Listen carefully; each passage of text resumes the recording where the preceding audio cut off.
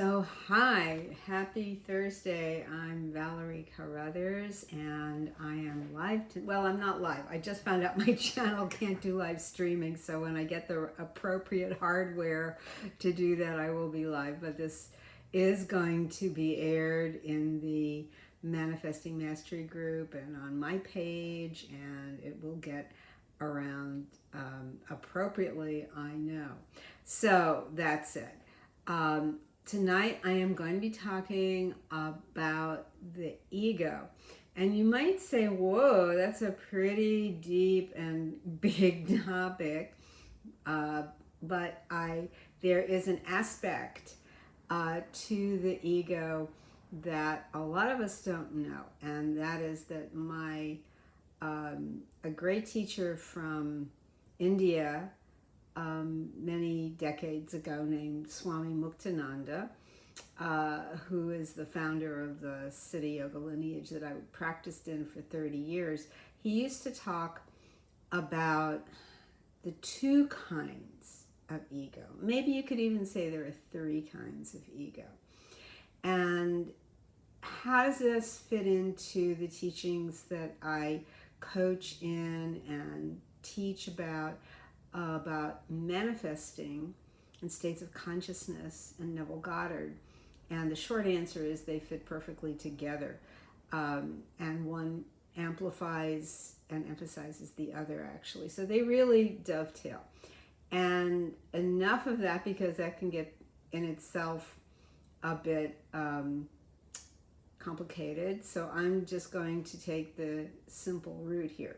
So we think of the ego as that thing that either puffs us up so that we might be arrogant or vain or obnoxious in some way, that we have this sort of high and mighty opinion about ourselves that is perceived in a negative way, where it borders into narcissism, where it borders into only being interested in yourself in a selfish way, without consideration for others.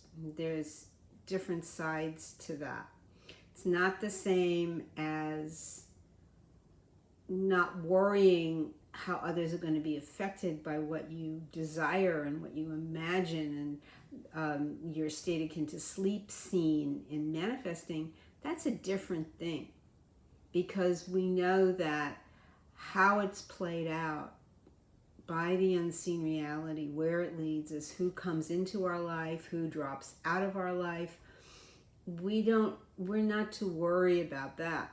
That's a different thing, because that's just part of how things are arranged, how your whole world is rearranged to bring you your desire. So that's something different. It's not the same as being callous in how we treat people or overlooking people. That's a very different thing, and that is a function of the ego. And when we have a low self-concept, it's reflected. This is the ego reflecting as feeling like a victim all the time, or self-pitying, or coming from a place of lack, or low energy, lack of motivation, no inspiration, nothing that moves you in consciousness. So that's one kind of ego that thinks in a low way about yourself.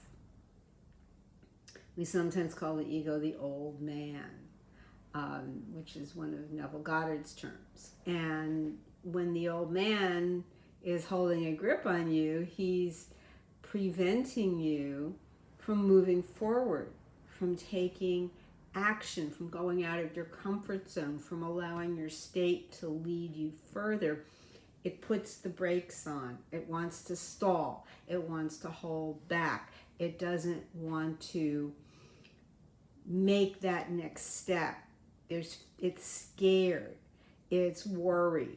All the scenarios are what if, all worst case scenarios. So that's all part of that kind of ego. What Baba Muktananda would call improper ego. And so is the kind that's extremely puffed up about itself to the exclusion of others. That's another kind of, in a way, a negative ego. You might think your self-concept is improved. It could actually not be, because it's a nearsighted state. It's myopic. It's only seeing its own gain to the exclusion of anybody else. So it's not serving. It's not caring. Doesn't mean you have to be, it's not about being sentimental. It's not about being mushy around things, but it just isn't interested in anybody else. Even if you have another person, a special person in your life, it's not necessarily that you really want real intimacy in the way that you say. So there's all kinds of aspects to this unusual thing called ego. The ego just wants to take things and appropriate it to itself. That's that kind of ego, that improper ego.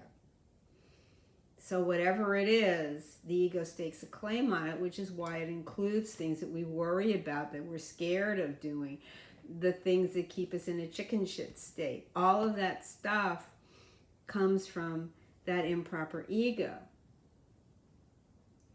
Or doing things where there's no commitment, where there's not caring if you disappoint somebody.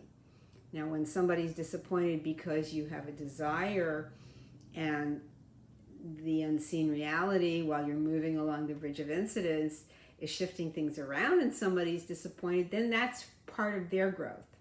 It's a trigger for them. So sometimes your actions are triggering, but not in a way that's intended to hurt people. That's different, where you're intending to go in there and wanting to hurt somebody, wanting revenge on somebody, that kind of attitude. Now we look at proper ego. And what Swami Muktananda called proper ego was the knowing that you are God. I am divine. I am God. I am the light. I am the way. But it's not a knowing that you plaster on yourself like an affirmation. It's not a Band-Aid. It's not a platitude. It's a deep knowing. It's not mental. It's not information. It's not data. It's not something you hear and then parrot back by rote. It's that deep inner knowing of the highest consciousness when you have reached that state. So that doesn't always happen it has happened after a lot of suffering for people like you hear about, like Eckhart Tolle, who was nearly suicidal and woke up the next morning. He had completely shifted into the God self state. He had realized, he had become realized. This has happened to a few others over time, over the millennia. And it's a different state. So when you have reached that, and you can say that because that is your innermost feeling, that's different. It's the state of what in Hinduism is sometimes called non-action or inaction within action. So it's really easier to read it than to say it, but it's inaction within action, or stillness within action. Be still and know that I am God. You're unshakable. This is proper. This is where it becomes proper. You might not even need to call it the ego at that point, but it really, if you wanted to give it a name, say, yeah, this is the way that I'm going. This is a different degree of it, but it's a different understanding of who you are and what is going on. So, to give you a little illustration of this, how we can get stuck, because we can get stuck between the two types of ego. We want to really desperately leave that improper ego behind and move on. But there's enough of the old man left that he's pulling you back. He's keeping you stuck, or you're stuck in what we call a middle. You're stuck in between, somewhere on the bridge of incidents leading you to the fulfillment of your desire. You have gotten stalled. You have gotten stuck and you can't find a way out. And I'll give you a little incidents. So several weeks ago, a lady who lives in this little apartment complex that's next door to the house where I rent a floor. And one day I was out in the backyard, and my backyard is adjacent to their parking area. And she comes running over into the yard and she said, "Have you seen my dog?" And she's really panicking. I said, "No, I haven't seen your dog." It's like a little terrier type of guy, a little shaggy. One of those, maybe he's like a Shih Tzu type of dog. Very, very cute. But she hadn't seen him. What's his name? Teddy. Okay, I'll keep an eye out. But I never saw him. And yesterday I was out taking a walk, and I'd gone about a block down the avenue, and I see her, and she's there with her dog.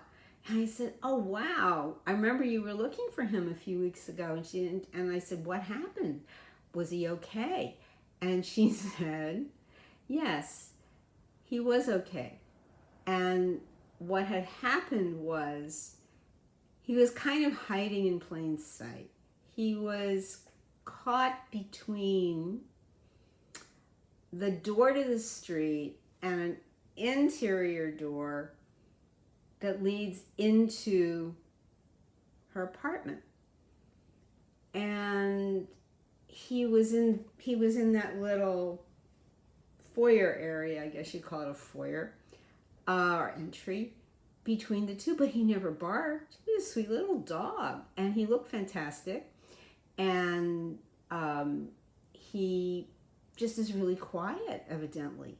Or maybe he was taking a nap. I don't know. But you know, it often happens that your dog or your cat is kind of right there. They're kind of sitting off to the side, or they're taking a little snooze, and maybe they're behind something or they're under something, that if you looked a little more, we would see it.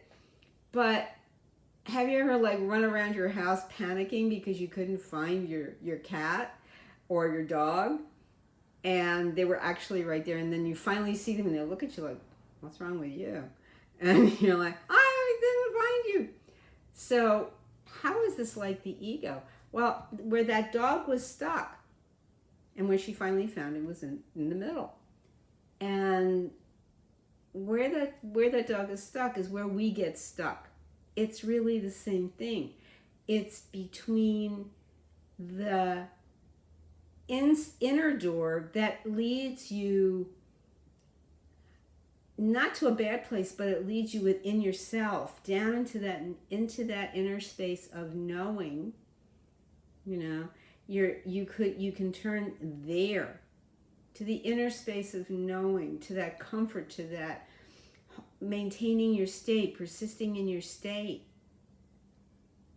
If you think of that as the interior, that is your dwelling place, your state of consciousness, or the feeling that you're persisting in.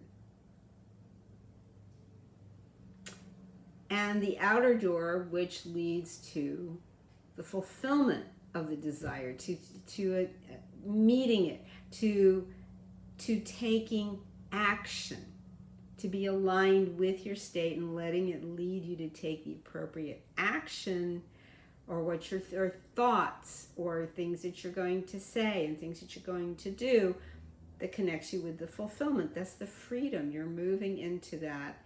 It's the inner freedom, and then it's the experience of that inner freedom reflected in your external world. But like the dog, like little Teddy, we get stuck in the middle. So we don't know how to move between the two. So it's when we surrender and we open everything up and let the state move us, because surrender is the opposite of stuck. Surrender is the opposite of stuck, and it will move you every time. So play with that idea that it can move you from the improper ego of lack or the opposite of feeling like you own people. Not that they're there to play a part to help you, but that you're into controlling people, or you're being a pleaser because you want something, or you feel you're lacking something and you expect that they're going to give it to you. These are all aspects of the ego doing its thing, being a control freak or whatever it is, to micromanage, or even to try and micromanage and be inside your state and try to figure every little minute detail out. No, you don't need to do that. You don't need to worry how you're going to connect with what you need. And this is where we also get stuck between the doors, because we are stuck in so busy trying to figure out who or how or where or what. We don't need that. We just need to unplug from that. I always call it like disconnecting. Just like that. It's disconnecting so that you don't have to fuss around over that with any of it. That's not your job. It's literally that old saying, let go and let God. So you move to that inner freedom, you open that door, and you move to the outer freedom, and it shows up for you in your external world by the actions that you take. And those actions can also lead to you being surprised by something. Something unexpected comes to you. Money can come to you beyond anything you could plot or scheme to get it. But because we waste our time with all the worrying and scheming and anxiety around it, it makes it harder, so that actually what could come to you that could be even greater does not get to you. It's when you let go of that controlling or that worrying.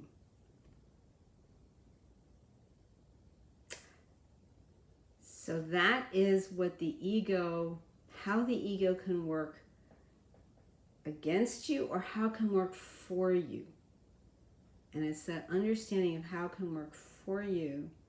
It is that surrender. So that kind of ego, I am God, I am the light, I am the way, I am letting go. Be still and know I am God. What greater form of that could you want? I will leave you with that thought. If you have any questions when you watch this video, drop them in the comments. I'd be happy to respond next time I am live or making another video here. And I look forward to seeing you again really soon. Thank you so much. I love you. Take care, and I'll see you again soon.